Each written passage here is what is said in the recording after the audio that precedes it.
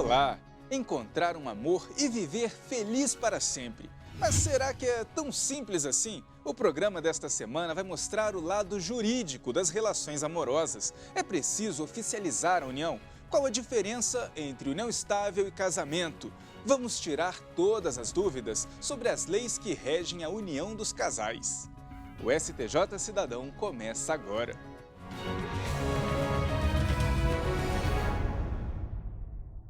Encontrar um amor, construir um lar, uma vida em comum e viver feliz para sempre. Esse é o desejo de muita gente, não é? Mas a euforia do amor é suficiente para manter a relação? Ou é preciso um documento registrado na Justiça estabelecendo as regras a serem seguidas depois do sim, eu aceito?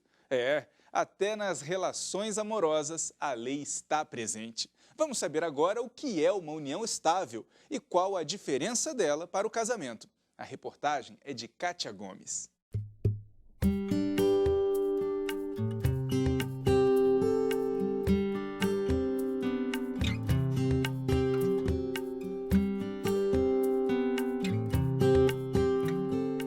Parece que o destino estava mesmo traçado.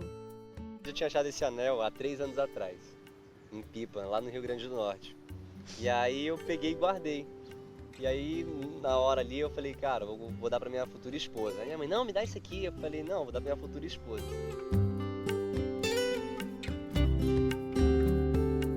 No início do ano, eu peguei e eu falei, olha, eu não sei o que Deus tem reservado pra gente, mas ele é seu. Agora imagina a minha cara dentro do mar de Copacabana com uma aliança de ouro desse tamanho na minha cara, dizendo que ele achou 3 anos antes de me conhecer e que era meu, que ele guardou para dar para a futura esposa dele. Do tamanho do meu dedo. E o desejo se tornou realidade. Então meu sonho era ter o casamento mais tradicional possível e eu tive. Eu tô muito feliz por ter casado. Foi um grande sonho realizado que eu não tinha e que eu realizei agora. Essa coisa de você acordar do lado de quem você ama, todos os dias você olhar para aquele rostinho que está te esperando para conversar, para desabafar, para sorrir com você. Natália e Vitor fizeram uma festa dos sonhos. Foram mais de 500 convidados. Tudo foi como ela imaginou. Mas até chegar a esse momento, ela teve que seguir um outro ritual. Depois que os pombinhos decidem se casar, é preciso pedir a habilitação. Isso mesmo. Os noivos devem procurar um cartório e levar documentos de identificação. São necessárias ainda 2 testemunhas maiores de idade. Nesse momento, eles já devem informar se querem mudar o sobrenome e qual regime de bens vão adotar. A partir daí, começa um processo para verificar se os noivos estão livres e desimpedidos para casar. O tabelião publica o edital do casamento em um jornal local ou no Diário Oficial por pelo menos 15 dias seguidos. Se nesse período ninguém apresentar um motivo para os noivos não se casarem, o pedido é encaminhado para o Ministério Público, que verifica as informações. Tudo certo, o cartório então marca a data do casamento. E tudo isso tem um custo, cerca de R$300. É muita coisa, né? Você viu que antes de dizer o sim, os noivos devem escolher o regime de bens. E isso é importante para evitar problemas lá na frente. Mas quais as opções? São 4. Comunhão parcial, o mais usado.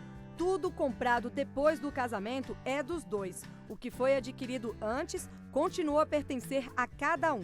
Comunhão total, os bens comprados antes ou depois do casamento são do casal. O patrimônio é dividido meio a meio. Já no regime de separação total de bens, o patrimônio não é compartilhado. Tem ainda a participação final nos aquestos. Durante o casamento, cada cônjuge administra o que é dele. Com o final da relação, verifica-se o que pertence a quem, cabendo a cada um a metade do que ajudou a adquirir. Se um dos noivos tiver mais de 70 anos, o regime deve ser de separação total de bens. A gente costuma dizer o seguinte, não é muito romântico botar tudo no papel, mas é muito prático quando aquela pessoa que você amava virou o seu maior inimigo. Mas mesmo os casais que não oficializaram a união têm direitos perante a justiça. A partir da Constituição de 1988, a união estável passou a ser protegida como entidade familiar, ou seja, a relação do casal nessa situação é regida pelo direito de família.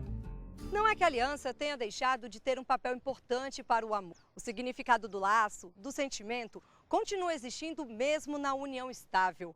A diferença não tem nada a ver com o amor, e sim com os direitos civis de cada um na relação.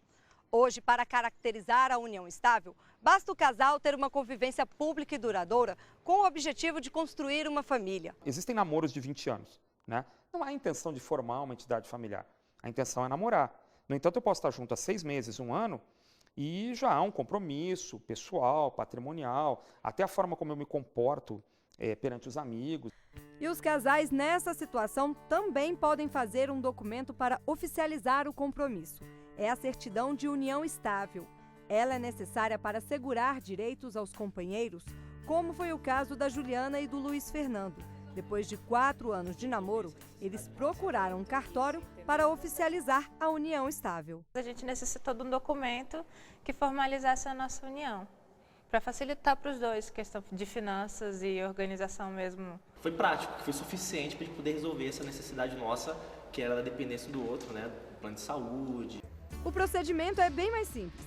Basta que o casal leve os documentos pessoais ao cartório e pague uma taxa. E eles já saem com a certidão em mãos. Mas então, qual a diferença entre casamento e união estável? No casamento, o cônjuge não pode ficar sem parte da herança. Companheiros deixam de ser solteiros e adotam o estado civil casados. Os sobrenomes dos dois podem ser alterados. Noivos menores de 18 anos precisam ir ao cartório acompanhados dos pais ou responsáveis. Na união estável, depois da morte de um dos companheiros, a herança pode ser questionada por familiares. Não há mudança no estado civil. Quando não tem documento, a lei presume que o casal vive em comunhão parcial de bens. Pode ser feita por pessoas do mesmo sexo. Infelizmente, o nosso legislador, no direito sucessório, criou normas que diferenciam muito esposos e companheiros. Extremamente, assim, são diferenças marcantes. Mas a doutrina e a jurisprudência já estão se encarregando de diminuir essas diferenças. A gente pode dizer o seguinte: em direito de família não há diferença. Essa companheira, na hora do final da relação, esse companheiro tem direito à divisão dos bens, tem direito a pleitear pensão alimentícia, tem a obrigação de regular a situação dos filhos que tenham advindo ou desse casamento dessa união estável. O que falta é ajustar o direito sucessório. Os casais homoafetivos também podem converter a união estável em casamento civil. É o que prevê a Resolução 175 do Conselho Nacional de Justiça de maio de 2013, que diz que todos os cartórios do país devem registrar o casamento civil entre pessoas do mesmo sexo. Também devem ser convertidas em casamento as uniões estáveis homoafetivas já registradas. A resolução teve base em decisões do Supremo Tribunal Federal e do Superior Tribunal de Justiça. Em outubro de 2011, a 4ª turma do tribunal, em decisão inédita, concluiu que a dignidade da pessoa humana, consagrada pela Constituição, não é aumentada nem diminuída em razão da sexualidade e que a orientação sexual não pode servir de pretexto para excluir família da proteção jurídica representada pelo casamento. Uma história realmente interessante. A família mudou completamente. As conformações familiares, né? Nós temos hoje o casamento homossexual como uma realidade. O casamento entre pessoas do mesmo sexo é algo que não se discute mais. E há 10 anos atrás seria impensável. Viu quantas possibilidades?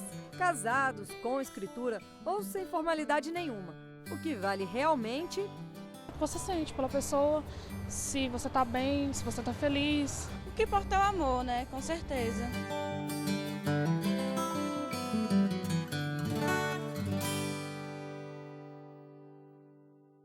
Daqui a pouco, e quando o amor acaba? A separação e a nova lei do divórcio. Voltamos já.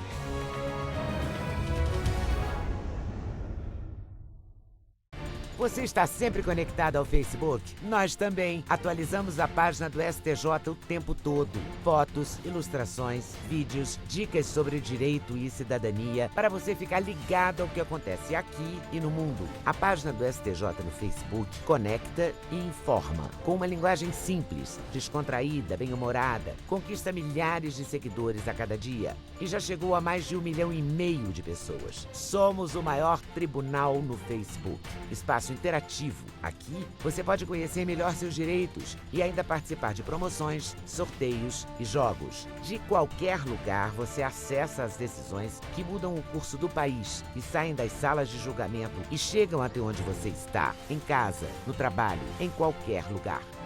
Acesse facebook.com/STJ Notícias. Superior Tribunal de Justiça, o Tribunal da Cidadania.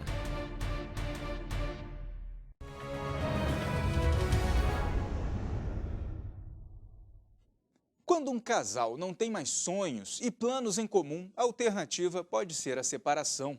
Mas dividir os bens conquistados de acordo com o regime escolhido lá no início do casamento civil pode ser uma dor de cabeça, mesmo com as facilidades das novas regras da lei do divórcio. Saiba o que diz a lei na reportagem de Rafael Porfírio.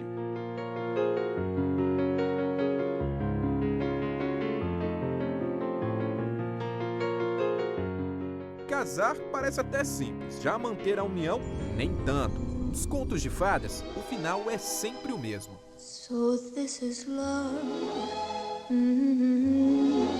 So this is love.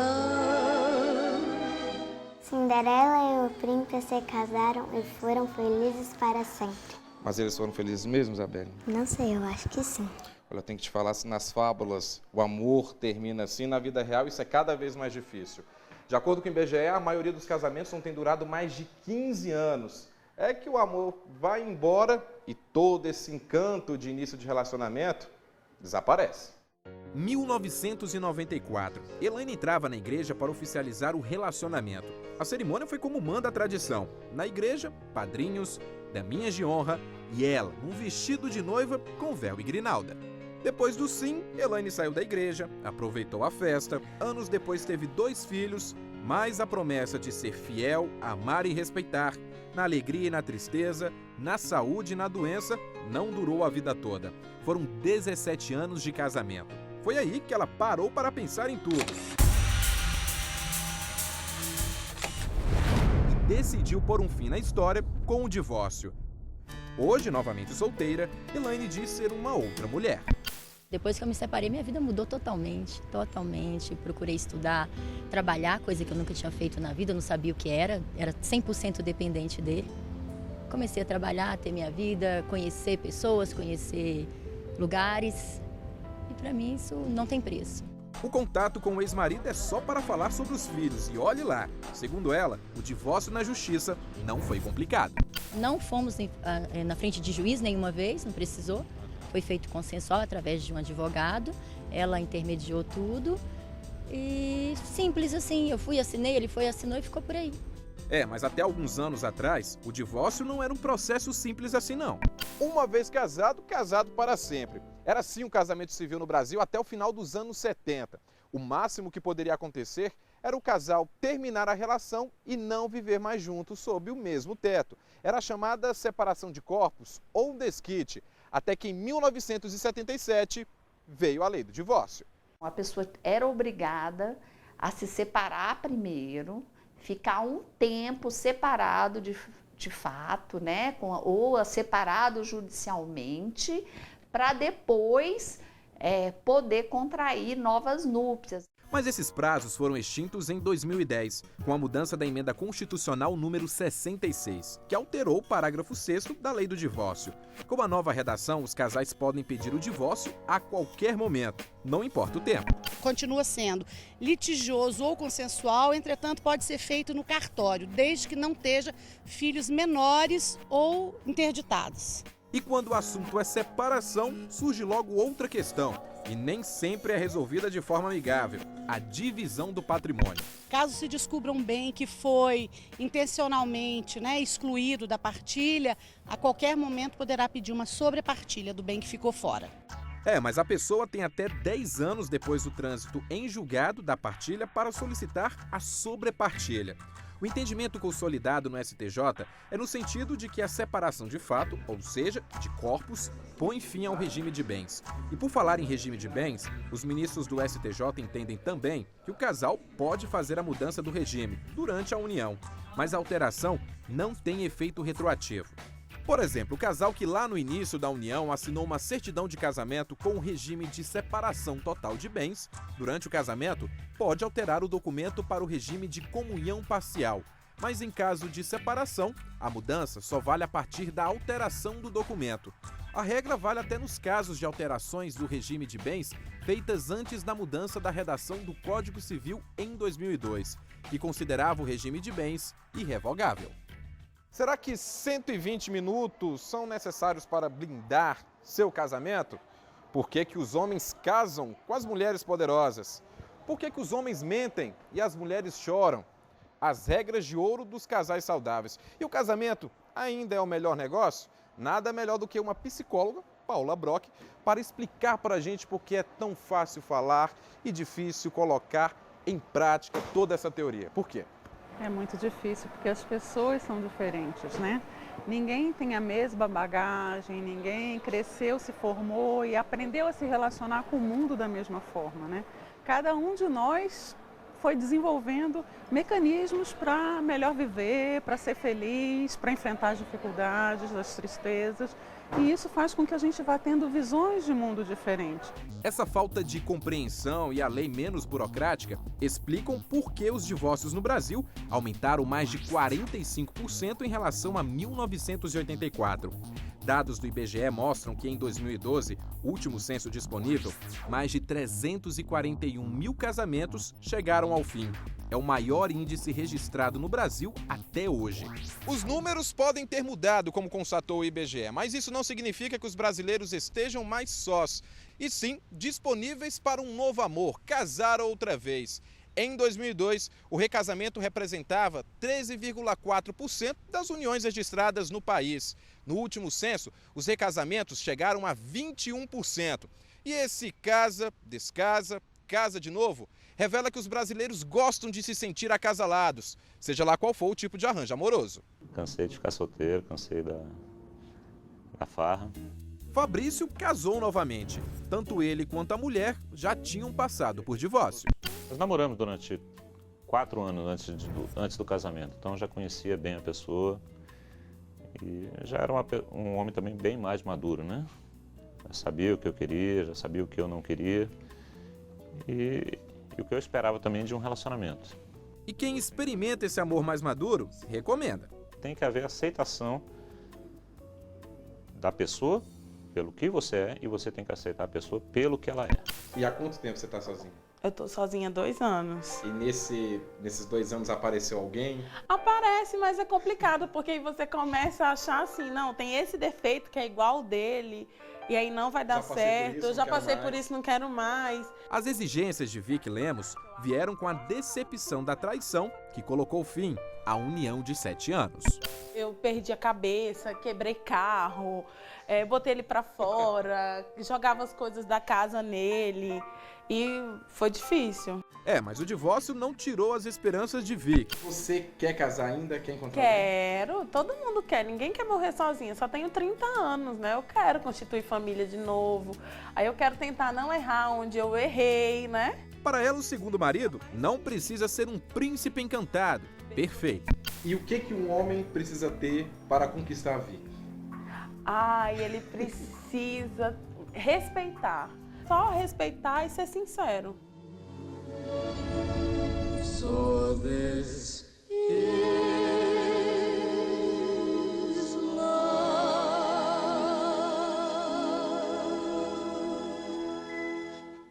E no próximo bloco, uma entrevista com os detalhes das normas sobre a união dos casais. Eu volto já.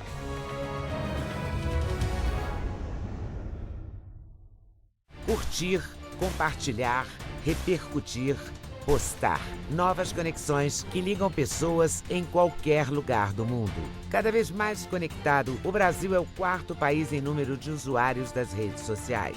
Sempre inovando, o Superior Tribunal de Justiça conquista milhares de seguidores na internet. A marca é resultado da linguagem simples, atraente e acessível no Twitter, no Facebook e no YouTube. Onde tem o nome do STJ, tem informação segura, confiável, tem cidadania. No Facebook, milhares de pessoas levaram a página do STJ ao primeiro lugar entre os tribunais mais acessados no mundo. No YouTube, novos programas, entrevistas, documentários e reportagens especiais. E no Twitter, informação curta, rápida, atualizada. YouTube, Twitter, Facebook, o Superior Tribunal de Justiça acredita nas redes sociais e leva a cidadania até você. Superior Tribunal de Justiça, o Tribunal da Cidadania.